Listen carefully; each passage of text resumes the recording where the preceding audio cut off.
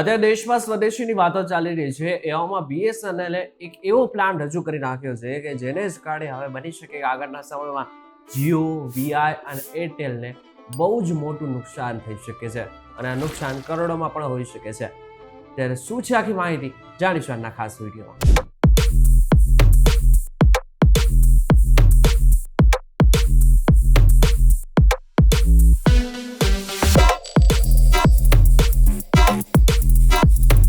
નમસ્કાર, welcome back focus વીટ digital ઉપર તમે જોઈ રહ્યા છો ડેલી ડોઝ અને હું છું આપનો દોસ્ત કરણ ચણોદરા. હવે અત્યારે દેશમાં 5G ચાલી રહ્યું છે, પરંતુ BSNL હજુ પણ 4G માં પડ્યું છે. એની પાછળના કારણો તો ઘણા બધા છે, કારણ કે છેલ્લા કેટલાય વર્ષોથી એ લોસમાં હતું. પરંતુ હમણાં છેલ્લા 1 વર્ષની અંદર BSNL જે પ્રગતિ કરી છે એ છેલ્લા 15 વર્ષમાં સૌથી વધુ પ્રગતિ છે. પરંતુ બધાની જ વચ્ચે BSNL હંમેશા ટ્રાય કરી રહ્યું છે કે એ જીઓ, VI અને એરટેલને ટક્કર આપી શકે. એટલા માટે થઈને એમને અલગ અલગ પ્લાન પણ રજૂ કર્યા છે.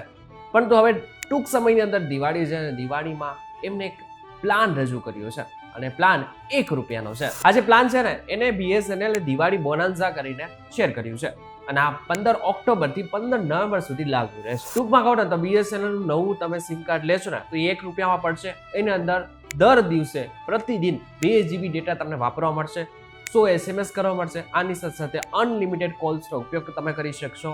અને આટલું જ નહીં, બીજી ઘણી બધી વસ્તુઓ તે આપી રહ્યું છે કે જેને જ કારણે એવું લાગી રહ્યું છે કે આગળના સમયમાં આવું ને આવું જો સ્કીમ BSNL આગળના સમયમાં કાઢતું હશે ચોક્કસથી બાકીની જે કંપની છે અને જેને મોનોપોલી તરીકે પણ જોવામાં આવી રહી છે, જીઓપોલી તરીકે જોવામાં આવી રહી છે, એમાં નબળાશ આવી શકે. અત્યારે જે માર્કેટમાં જીઓપોલી ચાલી રહી છે, મોનોપોલી ચાલી રહી છે અને કહેવાય છે કે જીઓપોલી પણ ચાલી રહી છે. એવામાં આ જે પ્લાન છે ને એ ક્યાંક ને ક્યાંક કસ્ટમર્સને, ગ્રાહકો માટે બેસ્ટ સાબિત થઈ શકે છે. BSNL 4G સેવાઓ દેશભરમાં શરૂ કરવામાં આવી છે. તે લગભગ 98,000 ટાવર સાથે લોન્ચ કરવામાં આવી છે. જો BSNL 4G તમારા વિસ્તારમાં આવી રહ્યું છે તો તમે દિવાળી બોનાન્ઝા ઓફર સાથે BSNL માં જોડાઈ શકો છો. તો આની સાથે તમને કદાચ એક પ્રશ્ન થતો હશે કે શું બીજા કંપનીમાંથી પોર્ટ કરાવીએ તો BSNL નો આ લાભ મળે? તો જવાબ છે સીધી રીતે ના.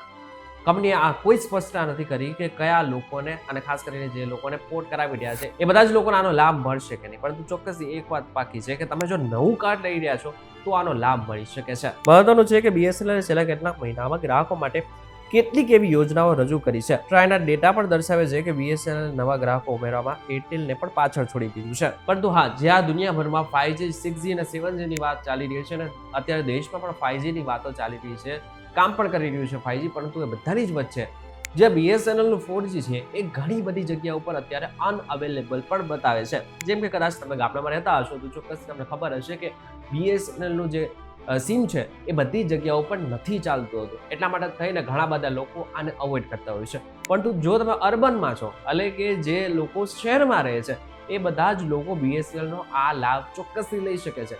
કારણ કે ઘણી બધી જગ્યા અમદાવાદ જેવા શહેરમાં પણ BSNL બહુ સારી રીતે ચાલી રહ્યું છે. એવામાં જો તમે આ સિમ કાર્ડ લેશો તો ચોક્કસથી તમને ફાયદો થઈ શકે છે. ઇન શોર્ટ જો જોવા જઈએ તો આગળના સમયમાં BSNL નું આ સિમ લેવામાં ફાયદો છે.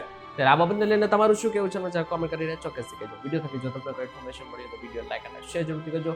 તો આવા જ ઇન્ફોર્મેટિવ વિડીયોઝ માટે VTV ડિજિટલ સાથે જોડાયેલા રહેજો.